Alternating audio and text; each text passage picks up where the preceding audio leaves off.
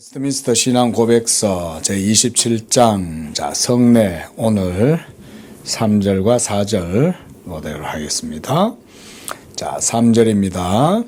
성례전이 올바르게 집행되는 때에 그 성례들을 통하여 나타나는 은혜는 그것들 안에 있는 어떤 힘에 의해서 주어지는 것이 아니며 또한 성례의 효력은 그것을 집행하는 자의 경건이나 의사에 좌우되지 않고 성령의 사역과 그 성례에 관한 말씀에 달려 있는 것이다. 그런데 그 말씀에는 성례를 집행하는 권한을 부여하는 명령과 함께 합당하게 성례를 받는 사람들에게 주어지는 은혜에 대한 약속이 포함되어 있다. 기독교 신앙에서 성례 신학은 매우 중요합니다. 성례라고 하는 것, 세크라멘툼이라는 것은 우리가 인간적으로도 보면 세상에도 여러 많은 종교들 제의가 있잖아요. 근데 그런 제의들은 인간의 종교의 감정과 의식으로 그런 제의들을 행하죠. 하지만 그것은 명령이 아니에요. 그죠? 예를 들어서 우리가 유교에도 우리가 예학이 있잖아요. 예학이. 성리학에도 보면 궁중에도 종묘제례 이러면 각가지 법도가 있죠. 옷은 뭘 입어야 되고 왕은 무슨 옷을 입어야 되고 신하들은 무슨 옷을 입어야 되고 뭐 이러면서 다 그 법도가 있다고요.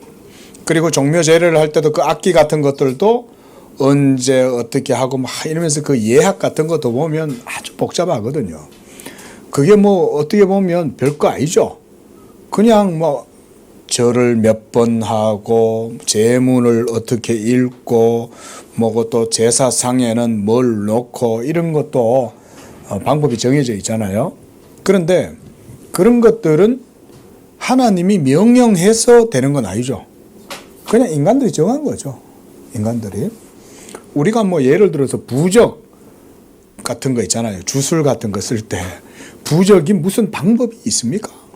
그저 그냥 무당이 주술사가 지 하고 싶은 대로 그냥 그려가지고 이러고 이거 갖고 다니면 액땜한다 이러고 뭐 주는 거 아니에요?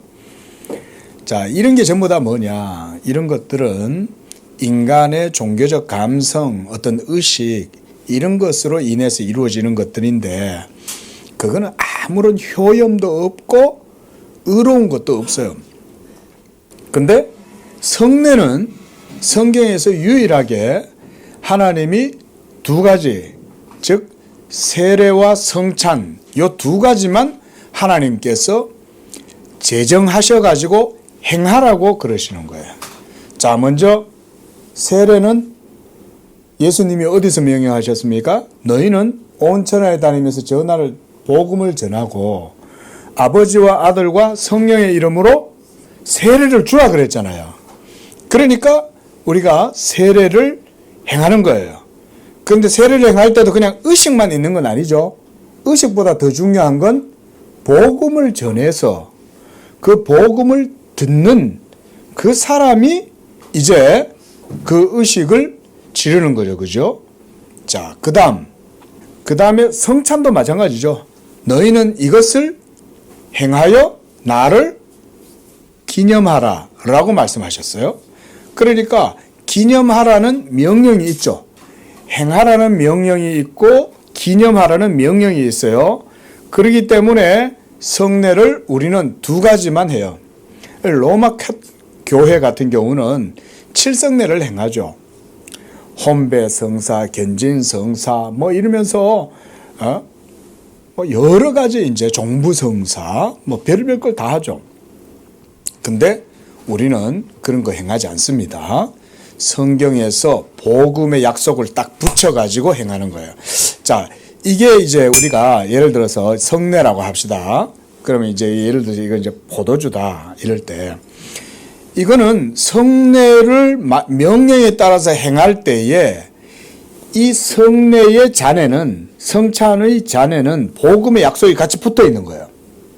이렇게 생각하시면 됩니다. 그러니까 칠성례에는 복음의 약속이 안 붙어 있어요. 복음의 약속이 없어요. 성경에서 하라고 명한 것도 없고, 그러니까 그냥 로마 교회가 그냥 자기네들끼리 그냥 하는 거예요. 만들어낸 거예요. 교회의 역사 속에서 그저 그냥 불법적이고 비성경적인 그런 종교적인 의식을 따라서 만들어낸 거예요. 그게 만연한 게 로마 교회인 거예요.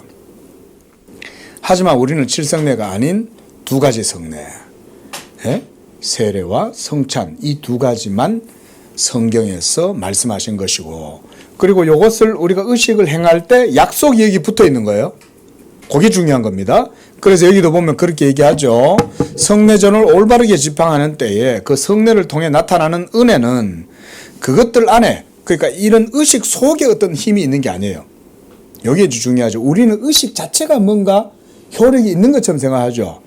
예를 들어서 제사를 왜 지냅니까? 풍어제를 왜 합니까? 풍어제를 통해서 용왕님의 마음을 누그러뜨려 가지고 고기를 많이 잡게 해달라고 하잖아요.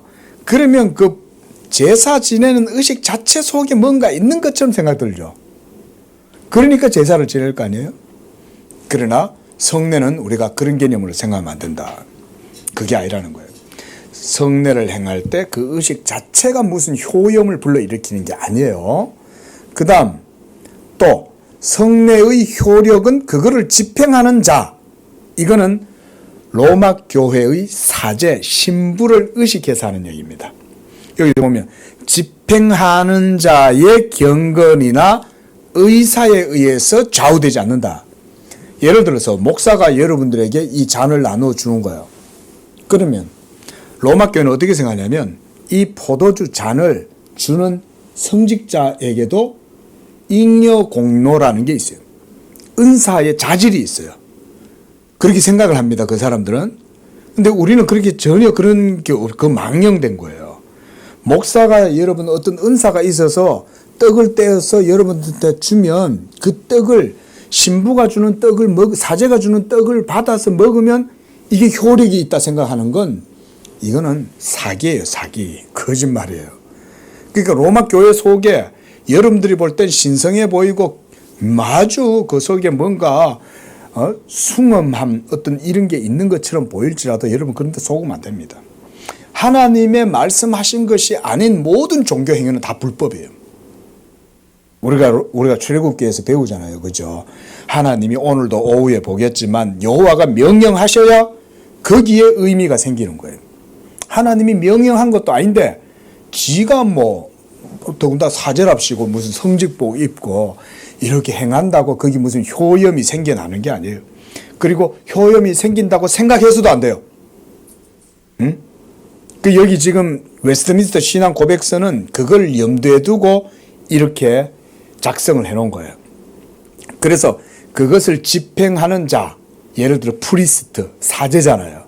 그런 사제들에 의해서 성례가 효력이 생기는 게 아니라는 거예요. 그렇죠? 목사가 앞에서 성례를 집례한다고 해서 그 자체가 뭔가 효력을 주는 것도 아니에요. 그건 그저 질서에 따라서 복음을 복음되게 하기 위해서 목사가 성례를 집행하는 것이 법적으로 정해져 있지만 목사가 성례를 집행한다고 해서 효력이 생기는 건 아니다. 자, 그 다음에 그 성례에 관한 말씀에 달려있다. 성령의 사역과 성례에 관한 말씀에 효력이 달려있다는 거예요. 그러니까 우리가 떡과 잔을 먹고 마시잖아요. 그러면 엄밀히 말하면 떡과 그 잔 그 자체가 효력을 주는 게 아니죠. 하나님이 그걸 행하라고 했으니까 말씀에 따라서 순종해서 우리가 그걸 행하는 거예요. 그럼 그걸 행할 때 그 말씀이 거기에 부착되어 있기 때문에 말씀이 효력을 주는 거예요. 이런 게 우리 이제 칼빈이 말한 영적 임재설의 논리가 이런 겁니다. 그래서 그 다음에도 말씀에는 성례를 집행하는 권한을 부여하는 명령, 요게 첫째. 그 다음 합당하게 성례를 받는 사람들에게 주어지는 은혜에 대한 약속.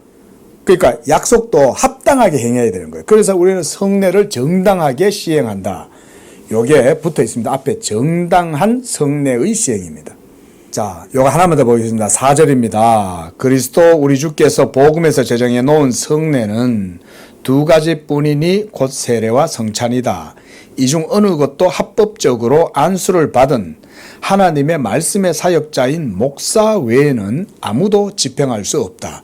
자, 이것도 왜 목사 외에는 집행을 못하게 할까요? 뭐 때문에 그럴까요, 권사님? 한번 생각 한번 해보세요. 뭐 때문에 목사만이 성례를 집행하라고 그러는 걸까요? 목사에게 영적인 어떤 자질이나 은사가 있어서 그런 건 아니라고 그랬어요. 그렇죠? 그럼 뭐 때문에? 근데 성례를 행하는데 중요한 건 뭐라 그랬죠? 하나님의, 그렇죠. 그런데 말씀은 누가 전해요? 목사가 정당한 이 노회로부터 합법적으로, 그래서 우리 강도사님도 강도 인허를 받잖아요. 원래 세상 말로 라이센스를 받는 거예요. 그러니까 합법적으로 하나님의 말씀을 전하는 자격이 노회에서 주어지는 거예요.